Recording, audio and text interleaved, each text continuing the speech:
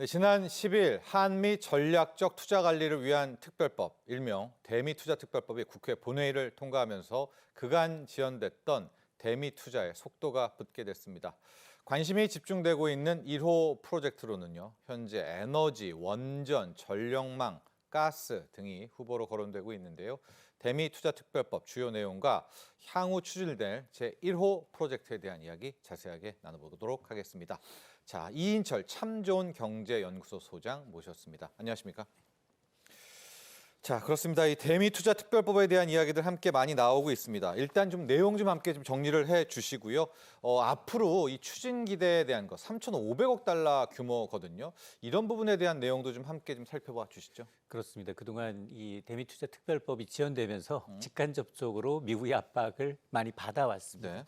산업계 오랜 수건이었던 대미투자특별법이 지난 12일 일단 국회 문턱을 넘었기 때문에 아마 이제 본격적으로 이제 이 지연됐던 3,500억 달러의 대미투자 프로젝트가 본 궤도에 오르게 돼 있습니다.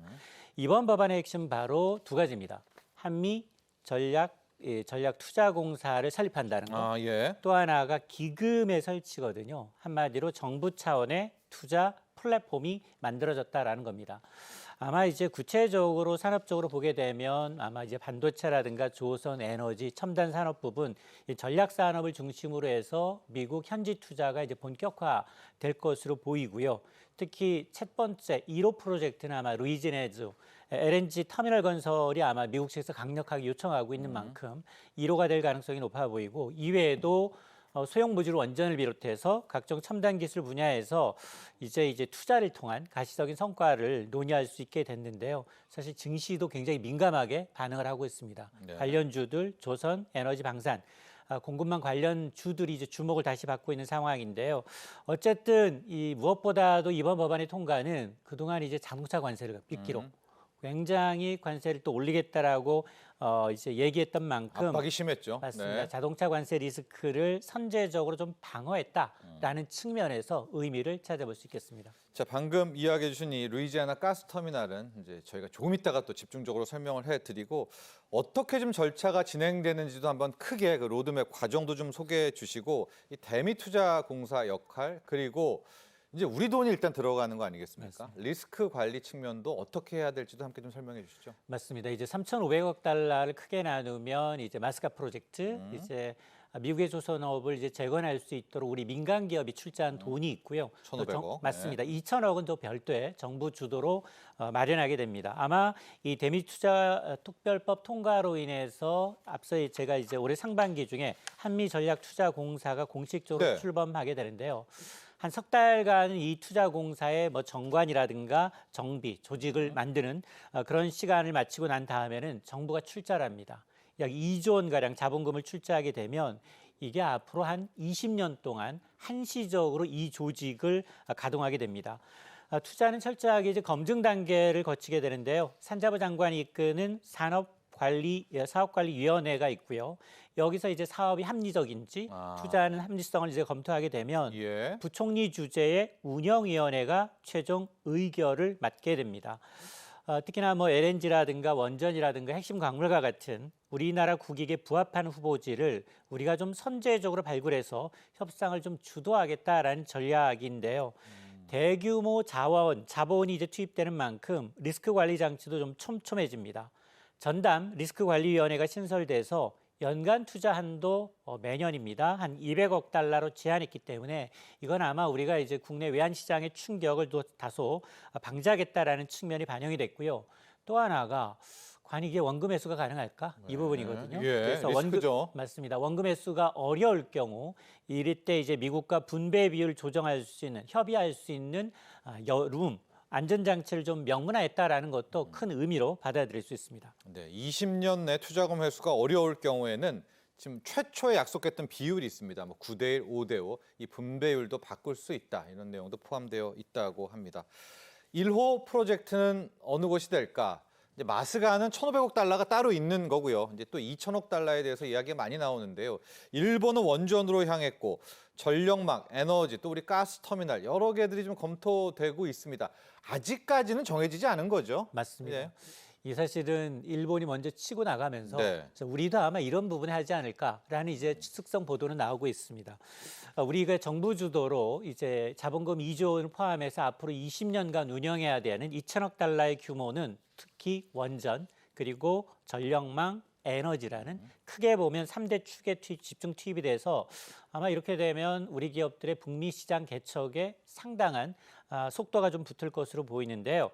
먼저 원전 분야입니다. 예. 미국은 지금 AI 붐이거든요. 이렇게 되면 AI 데이터 센터 건립과 더불어서 전력 수요가 늘어나고 있습니다. 당연히 이 전기 먹는 하마를 잡기 위해서는 원전을 확대할 수밖에 없는데요. 우리나라는 원전 건설뿐만이 아니라 기자재 공급 경쟁력이 강한 만큼 신규 원전 건설이나 한미 합작 프로젝트 형태 투자가 유력하게 거론이 되고 있고요. 두 번째가 전력망입니다. 네. 지금 미국은 노후 전력망이 워낙 많아서요. 대규모 현대화 사업이 필요한 상황입니다. 근데 한국의 기술이 강점을 갖고 있는 고전압, 송전망과 전력 인프라 구축 프로젝트가 협력 대상에 갈 가능성이 좀 높아 보이고요. 세 번째가 에너지와 이제 공급망 투자인데 예를 들어서 이제 텍사스 태양광 발전소 투자라든가 뭐 전기차, 로봇과 같은 방산 산업의 필수적인 어떤 전략적 이제 광물들이 있습니다. 히토류나 연구자석 생산 공장 투자 등이 좀 검토가 되고 있어서 이는 뭐 에너지 안보뿐만 아니라 핵심 광물 공급망에도 좀 다변화하려는 전략적 이 투자가 반영된 의도입니다. 네, 저기 보면 셰일가스. 미국에서는 이제 미국 자본들은 셰일 오일 개발을 좀 꺼려한다라고 합니다. 그래서 이제 좀 셰일가스 부분도 우리가 있고요. 근데 현재 분위기상 좀 보면 앞서 우리 표에도 보여드렸지만은 루이지애나 LNG 가스 터미널이 1호가 될 가능성이 높다. 또 주식 시장이 빠르지 않습니까? 관련해서 뭐 조선에선 삼성중공업이라든가 기자재들, 조선 기자재들이 많이 좀 올랐었거든요. 이 LNG 수출 터미널 가능성 좀 타전해 주시고 이게 뭘 어떻게 한다는 건지도 함께 좀 설명해 주시죠. 맞습니다. 네. 지금 어쨌든 지금 우리나라의 경우에는 지금 대미 투자 프로젝트가 이달 말부터 본격화되는데 이에 앞서서 이미 일본은 52조 가량의 네. 선제적인 대미 투자를 발표를 했습니다. 그 내역을 좀 보다 보면 대부분 이제 에너지나 전략적 산업에 대한 투자였기 때문에 아마 이제 미국의 압박이 거센 가운데 정부도 이른바 신속한 1호 사업 선정을 통해서 통상의 불확실성을 좀 덜어내겠다라는 구상인데요. 가장 유력한 1호 산업은 미국이 먼저 제안을 했습니다. 루이지애나주에는 LNG 수출 터미널 건설인데요. 약 100억 달러 이상의 대규모 프로젝트입니다. 이 사업은 단순히 어떤 자본 투입하는 데 그치지 않고 우리 기업들이 LNG선 건조와 더불어서 가스플랜트 건설에 직접 참여하는 수출 환류형 투자가 될 것으로 보이고 성사되면 이 기대 효과도 만만치가 않습니다. 어쨌든 지금 뭐 에너지는 우리가 중동산 의존도가 굉장히 높은데요. 네. 이번 이란 사태를 보면서 우리가 얼마나 중동산에 많이 의존하고 있고 취약한 구조인지 수출 다변화가 필요한지를 역실히 보여주고 있는데 이런 이제 중동산 의존도를 낮추면서 에너지 안보를 강화할 수 있는 것은 기본이고 터미널 건설에 필요한 것들이 또 우리가 강점이 있습니다. 철강부터 시작을 해서 각종 기자재 수출권을 확보하게 되면 투자액 이상의 국익을 창출할 수 있다라는 이제 분석까지 나오고 있는데요. 무엇보다 이제 규제 부담이 비교적 낮아서 사업 구조가 명확하기 때문에 초기 투자 프로젝트 적합성에서 1호가 된다면 바로 루이지애나 터미널 프로젝트가 될 것으로 보입니다. 미국이요, 이 헨리 허브라는 가스 강국입니다. 잘 보니까 우리가 이 가스 터미널 짓고요, 자신들에 있는 가스를 우리가 좀 수입해 가라 이런 느낌도 받게 되는데 우리 한국에는 산업에는 어떤 효과가 좀 있나요? 맞습니다. 중동보다 안정적으로 좀 가스 수급이 된다, 뭐 이런 걸까요? 맞습니다. 네. 이제 루이지애나주 이제 LNG 수출 터미널이 투자가 또 우리나라 자본이 들어가서 현실화된다면 우리나라가 기대할 수 있는 거 크게 보면 세 가지 측면이 있습니다. 네. 에너지 안보 측면, 산업의 파급 효과, 공급망 안정이라는 측면을 좀 들여다볼 수 있는데요. 우선 에너지 안보 측면에서 보면 우리나라는 LNG 수입의 상당 부분을 이제 중동산에 좀 의존하고 있는데 직접 미국의 LNG 터미널에 직접 투입할 경우 투자하게 되면 장기 계약을 통해서 안정적으로 미국산 LNG 물량을 확보할 수 있게 됩니다. 이렇게 되면 우리가 지금 늘 바라고 있는 중동산 의존도를 좀 낮추면서 에너지 공급망 안정성을 높이는 효과가 있고요. 두 번째가 이제 국내 산업에 미치는 파급 효과도 만만치가 예. 않습니다. LNG 터미널 건설을 내게 되면 관련 인프라가 동시에 구축하는 과정에서 뭐 LNG선 운반선 건조는 반드시 들어가야 되고요. 여기다 플랜트 설비라든가 철강, 기자재 수출까지 연계될 가능성이 큽니다. 특히나 이제 이 조선과 플랜트 산업이 강한 한국 기업들에게는 새로운 수주 기회의 땅이 될 수도 있는데요. 또 마지막으로 에너지 공급망과 협력 강화인데 미국과 에너지 협력을 강화한다라는 측면, 미국은 아무래도 이제 전 세계 최고의 원유 보유량을 갖고 에너지 대국이기 때문에 단순한 투자 관계를 넘어서 한미 에너지 어떤 동맹을 강화하는 효과도 기대해 볼 수 있습니다. 자, 지난주에요. 우리 김민석 총리가 미국을 방문했고 트럼프 대통령도 만났습니다. 그리고 이제 전언들이 속속 나오고 있는데 원전에 대한 가능성도 좀 높게 봤거든요. 지금 미국이 SMR, 소형 원전 외에 아예 대형 원전으로 가자 또 이런 분위기가 나오고 있고 또 주말에 나온 뉴스는 그간 원전 절대 안 한다는 이탈리아도 지금 원전으로 돌아섰거든요.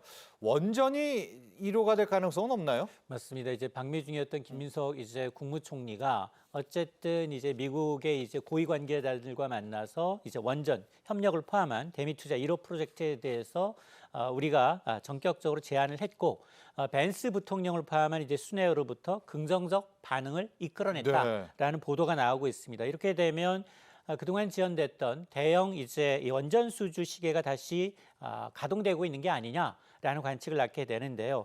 이번 협력이 주목받는 이유는 한미 양국의 전략적 상호 보안성 때문입니다. 미국은 이제 웨스팅하우스라는 이 기술, 독보적인 원전 설계 기술을 갖고 있지만 그러나 설계 능력이 없습니다. 원전 기술력만 갖고 있고 설계 시공 역량이나 기자재 공급망이 부족한 상황이고 반면에 우리나라는 세계 최고 수준의 건설 인력과 완공 경험을 보유하고 있습니다.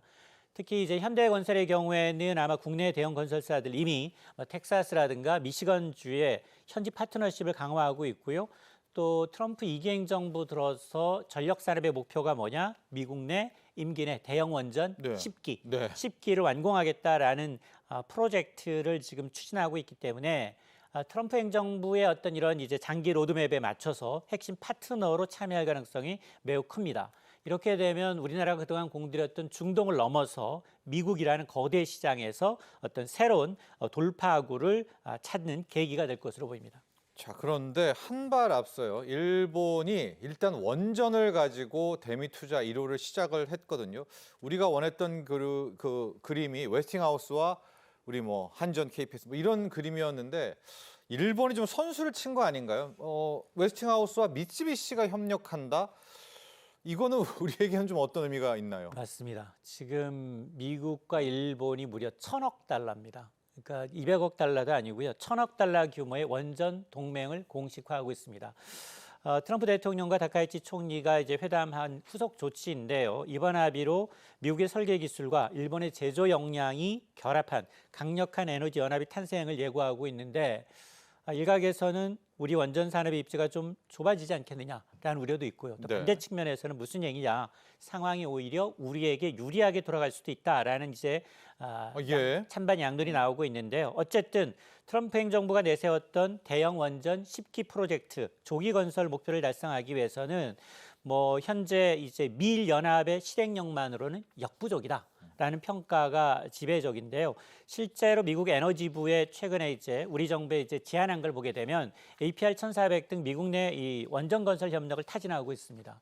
우리가 아랍에미레이트부터 바라카 원전에서 증명됐던 우리의 정해진 예산 내 적기 완공이라는 역량은 비용 초과로 난항을 겪고 있는 이제 미국의 원전의 가장 강력한 대안이 되지 않겠느냐라는 관측이 나오고 있는데요.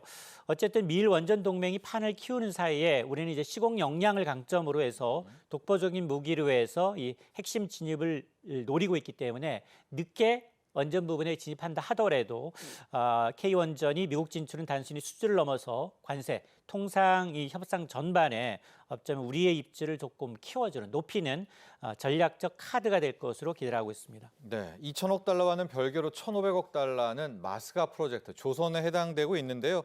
이 조선 쪽은 잘 되고 있죠? 뭐 현지 맞습니다. 조선소 건설 등등이요. 맞습니다. 이제 미국 조선업을 다시 위대하게 이른바 마스가 프로젝트는 1,500억 달러고요. 전체 대미 투자 금액의 40%가 넘습니다. 이 거대한 프로젝트가 이미 집중되고 있는 상황인데 이번 법안 통과로 인해서 우리 조선업계는 단순히 어떤 수주를 넘어서 미국의 현지의 생산 체계를 좀 구축하게 되는 기회를 맞고 있습니다. 이미 하나오션은 필리 조선술 인수해서 네. 대규모 투자를 단행해서 연간 선박 건조 능력을 기존보다 10배 이상 더 끌어올리는 초격차 전략에 착수한 상황이고요. HD현대중공이 없이 현재 조선소 인수와 또 기자재 공급망 확충을 구체하면서 마스카 프로젝트 핵심 파트너로 자리매김하고 있는 상황입니다.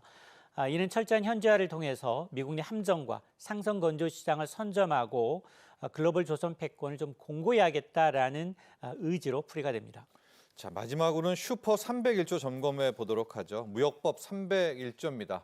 상호간세 위법 나오면서 바로 이 카드를 꺼내 들었는데 또 김민석 총리에 따르면 USTR 이제 그리어 대표가 오히려 한국이 유리할 수도 있겠다 이런 이야기도 했다라고 하고요. 어떻게 진행될까요? 이게 과잉 생산 또 강제 노동 얼핏 우리와는 좀 상관이 없을 것도 같은데요. 그러나 다 포함이 됩니다. 네, 우리도 들어갑니까? 맞습니다. 네. 제조 과잉 생산에 16개 국가에도 그리고 이제 노동력 강제 노동. 강제 노동에도 60개 국가를 꼭 찍고 있는데 네. 한국이 이제 빠졌으면 좋겠는데 우리가 의외로 강제 노동 하나요? 예. 전혀 상관은 없지만 과거에 예. 이제 북한산 이제 이 물자에 대해서 한번 이제 지적받았던 적이 있기 때문에 이제 우리 산업계를 떨고 있는 게 바로 이제 301조 수표 301조라는 무역법 301조입니다.